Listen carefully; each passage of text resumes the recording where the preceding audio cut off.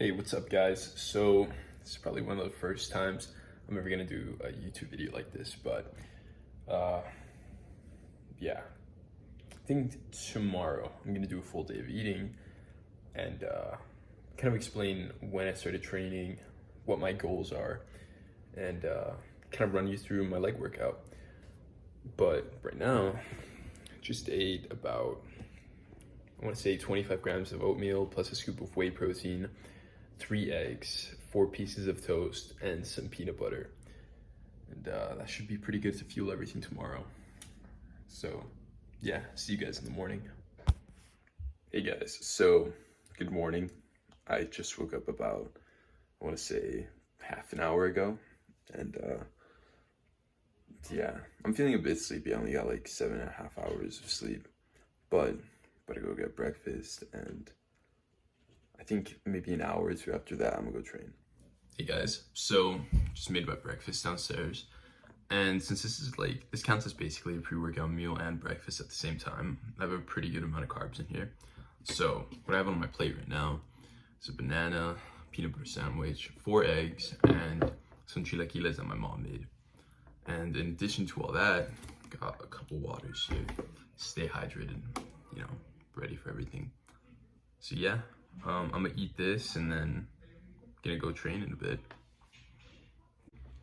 So I'm like halfway done through this, and got like half the peanut butter sandwich remaining, and like 3/4 of a banana. And whatchamacallit, I'm starting to feel full, man. Like, I feel like a lot of people might think, you know, this isn't a lot of food, but I usually don't eat this much. I'm 5'9" and about 179 pounds at the moment. And I usually try to stay around 2,400 to 2,500 calories, something like that. So, you know, I probably wouldn't have this much bread or, you know, anything extra. But I'm kind of trying to gain weight. I'm trying to stay in a calorie surplus right now. I'm trying to really build my strength up. And yeah, I've been going for about a week now. I thought I wanted to cut for, you know, the warmer months coming in, but it's just, I don't know, I kind of prefer, you know, getting stronger and gaining some weight over, you know, having abs. My genetics aren't terrible. Like, even if I'm at a pretty decently high body fat, I can kind of still see my abs. So it's like, I think if I train them, they might like pop out a bit more. But yeah, once I finish this, I'm gonna give myself about an hour, and then I'm gonna show you guys what I take for my pre-workout, like a kind of concoction that I make. So yeah, see you in a bit. All right, guys, so I was about to leave, but I remembered I have to show you guys what's in my pre-workout shaker. I don't really use that much stuff, but I put in about 6 grams of L-citrulline. I put like about a gram or 2 of salt, and I put half a scoop of Gorilla Mode pre-workout, mango peach flavor. Yeah, I'm gonna drink this right now. Should be in the gym in about 20-30 minutes, depending on traffic. But yeah. All right, guys, I just made it to my gym. I don't know if you guys can tell that the pre kind of hit me, but I feel a lot better. I was feeling a lot more sleepy. And yeah, you know, gonna go through my warm up and just kind of explain things to you guys, like how I like to warm up and how I like to build up, kind of how my training methodology has changed over the past, I want to say like 6 months, something like that. So yeah, let's get into it. All right, guys, so in order for me to warm up, what I usually like to do is like 3 minutes of pretty intense cardio. Like, you're supposed to feel your body warm up and your heart rate elevate.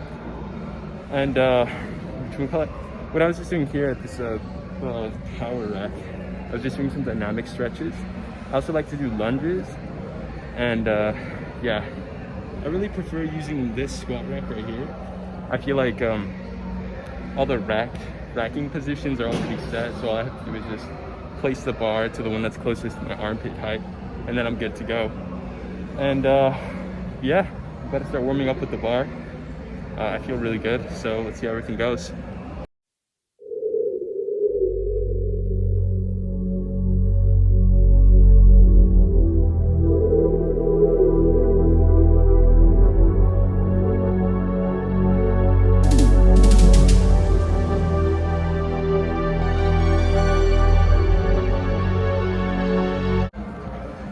One more thing that I wanted to mention is that when I warm up with a bar, I usually don't put my knee sleeves over my knees.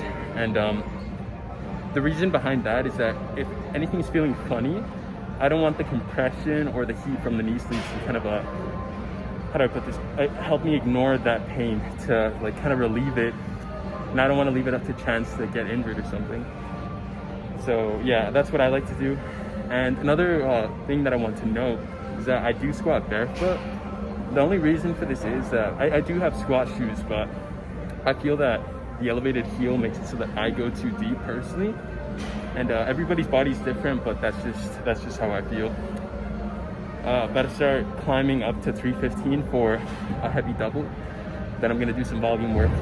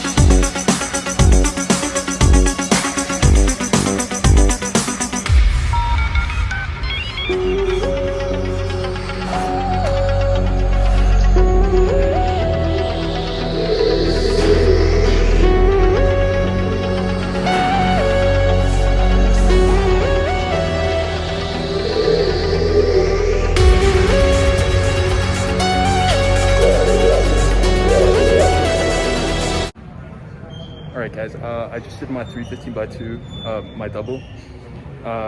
It went up a lot easier than I thought it would. And yeah, about to try to go 245 for a 4 by 8. And yeah, we'll see how that goes. We'll see if I'll be able to do it. I hit a 265 5 by 5 a few days ago.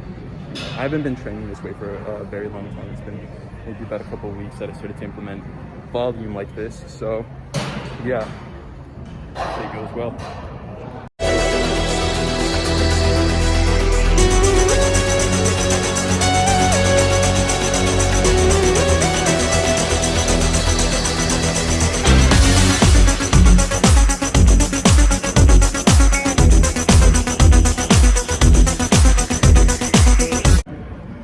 Alright guys, that first set was actually a lot harder than I expected it to be. But I mean, I take a powerlifter's rest, like 5 minutes in between each one. And we'll go at it again in a day. Again, 4 by 8. So 3 more sets left.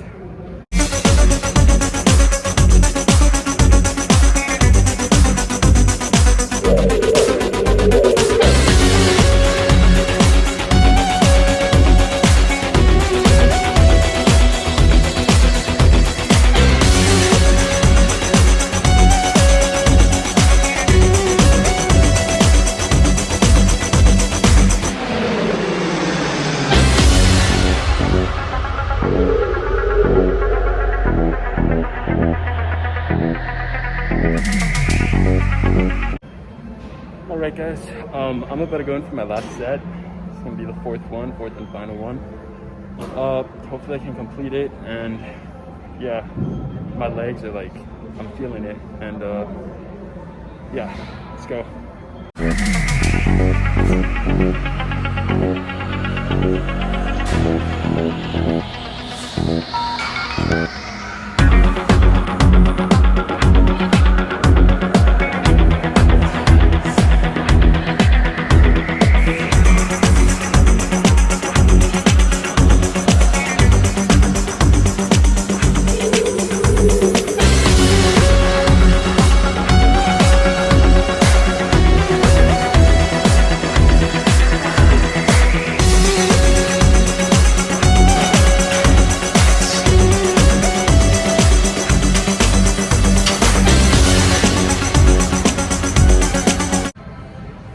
I just finished up with the last set of 245 by 8, and should we call it?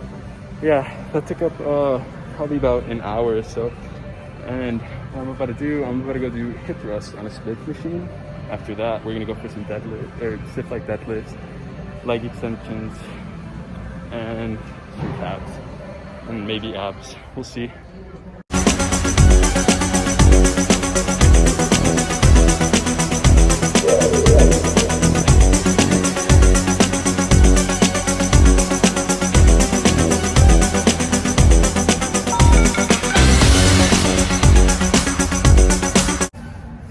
Alright, so you guys like obviously see that I'm not using very much weight, but the reason for that really is that I want to feel a contraction in my glutes.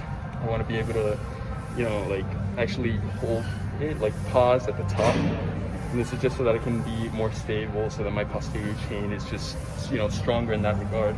And yeah, you know, I haven't included these very much in past workouts recently, but I'm gonna start to, because, you know, obviously the glutes are a very major component of the posterior chain, and if they're well developed, then your squat's gonna go up. So yeah.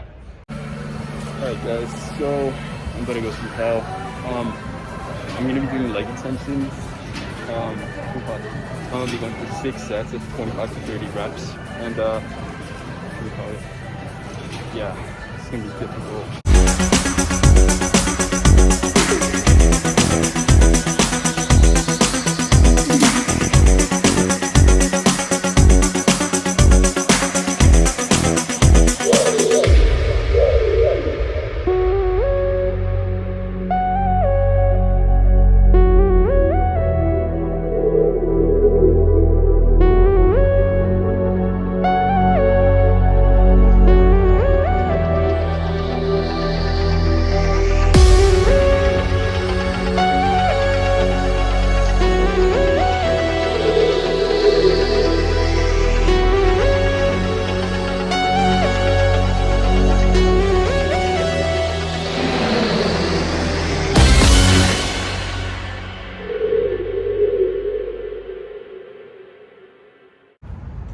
All right guys, so that's gonna be the end of the workout.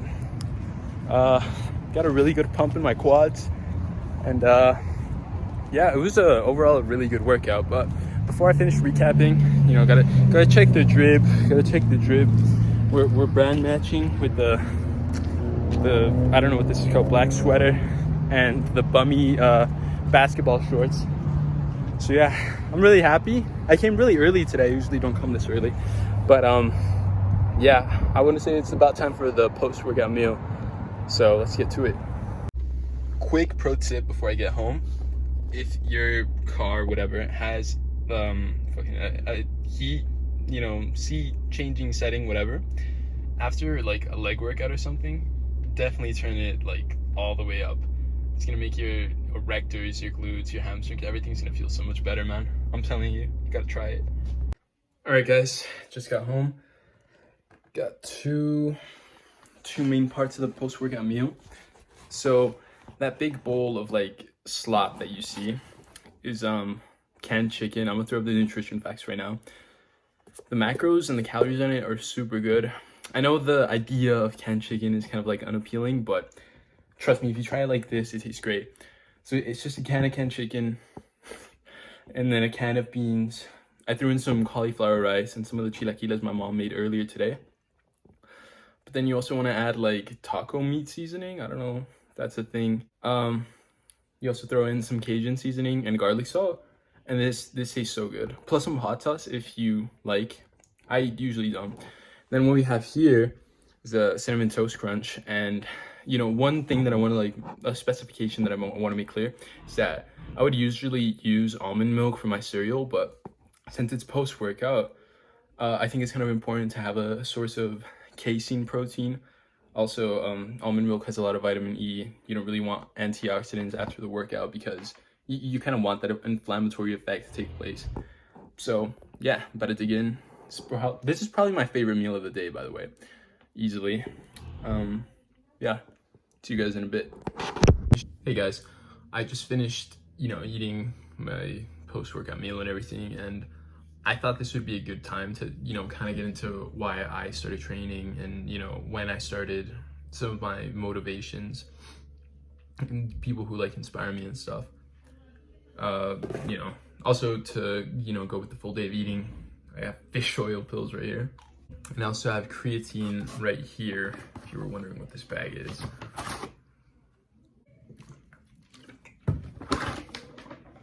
So yeah, 2 supplements that I take besides like protein powder.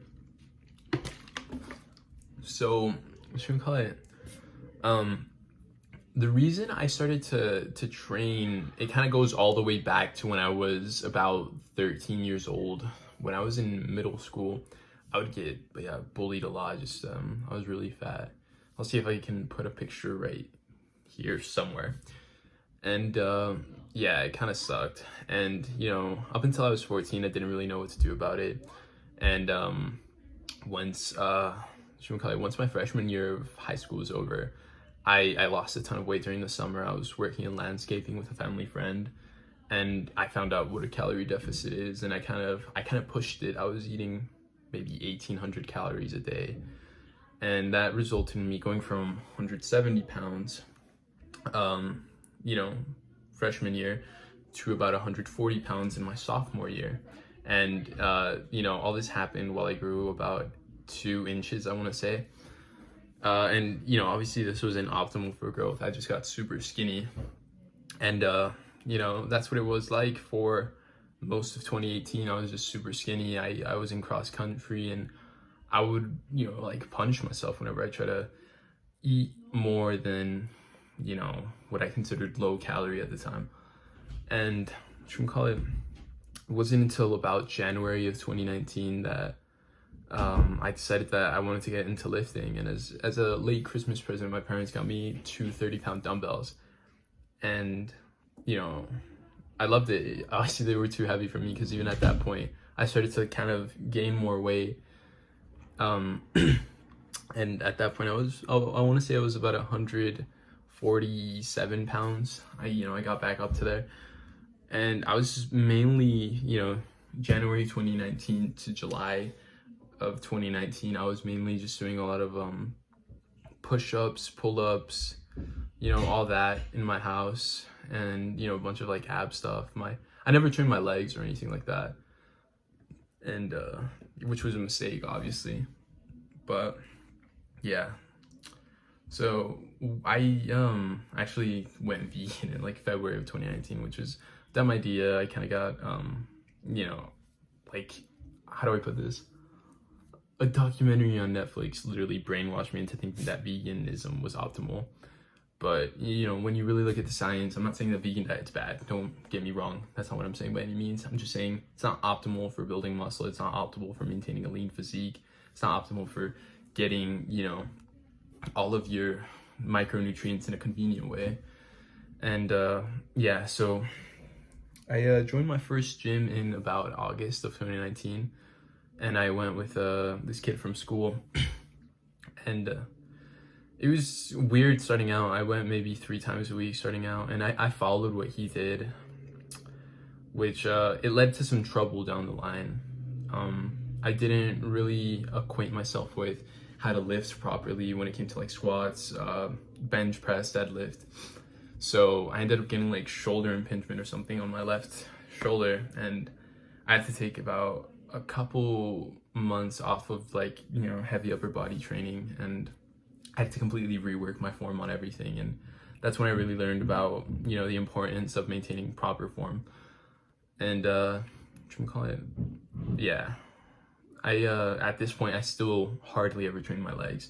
It wasn't until about December of 2019, January 2020 that I started to train my legs, and it was January of 2020 that I actually hit 225 on the squat for the first time.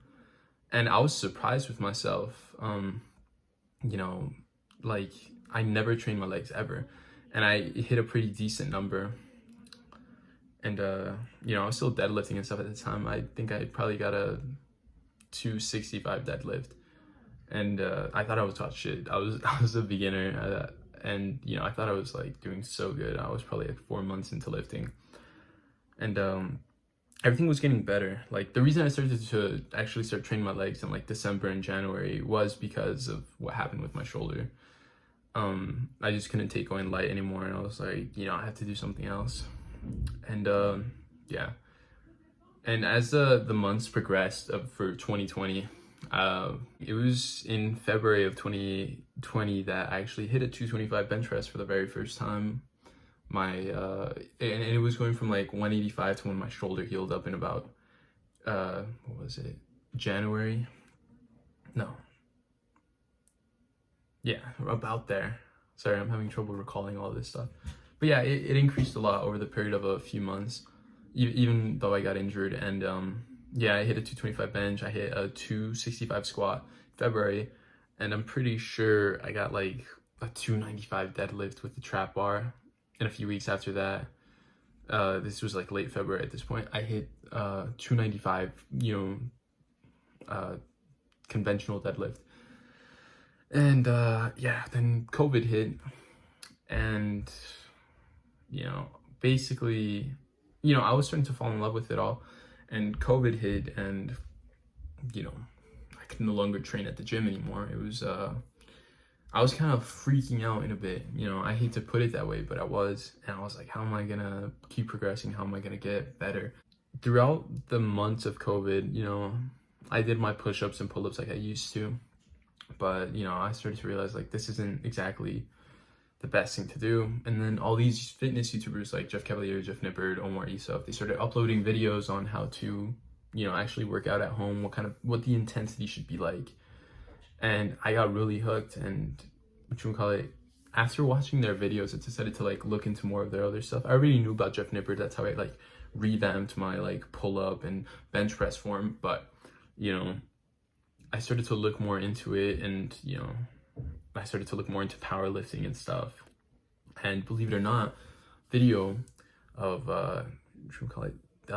I started to get into David Lade. I knew about him since January of 2019 because of Philion's video claiming that he was on steroids, but I decided to give his channel like a watch, and I saw his transformation video, and I was like, wow. And the one particular video just ignited this like flame in me or something, man.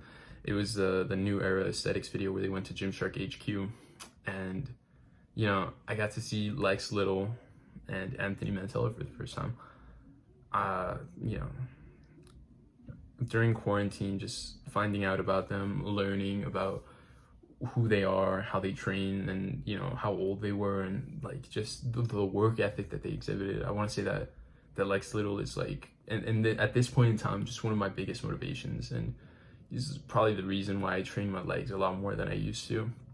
He's very down to earth guy, and actually I got to meet him about, I want to say, it was about a week ago exactly, and man, it was just an unreal experience. I didn't want to say anything too much to him because I didn't want to take up too much of his time, but I got a picture with him, and I got to say hello, and to see him in person, that was crazy. Another thing that I wanted to elaborate on, from not to go on a tangent here, from like June is when the gyms opened up again in Colorado. So from like June to December, I was just super focused. Those 6 months, I was just super focused on losing body fat, and I didn't realize just how stupid of an idea that was when I really wanted to gain strength and grow as fast as possible. Like I was and my training style was just awful. All the videos I watched, and it was for nothing because I didn't know how to program, and I was trying to go for maxes every other week, and it was just it was awful. And I got hurt, like my shoulders were fine, my knees were fine. It was just my lower back from deadlifting. I just really messed my shit up. And, I kind of had to take a step back last month and just kind of like analyze everything and understand where am I going wrong. And yeah, at this point in time, so yeah, that's like my whole training history. And at this point in time, I think that what I'm really striving for in terms of numbers is really by the end of 2021, I want to have maybe close to a 300-pound bench. And, you know, depending on how everything goes with my squat, 405 to 455 pound squat. And yeah, I'm not really worried too much about being in a calorie deficit anymore, you know, keeping my body fat low. So as I was saying, guys, I think that close to a 300-pound bench and a 405 to 455 pound squat is a pretty realistic, you know, number to aim for. Obviously, it's like, you know, it's so far down the line that I can't accurately predict how everything's gonna go, but I am really excited, and I am doing more volume work. I'm not trying to go for 1 rep maxes anymore. I'm not trying to stay at 5 rep, 3 rep, 1 rep max. I'm kind of just, you know, I'm gonna start doing like 5x5s, 4x8s, you know, things like that, just to increase my volume. And yeah, just I guess one more thing that I wanted to touch on, recalling you know, Lex Little and everything. Like, even though he is a big inspiration for me, I have it set in my mind that, like, you know, I do believe he's natural and everything.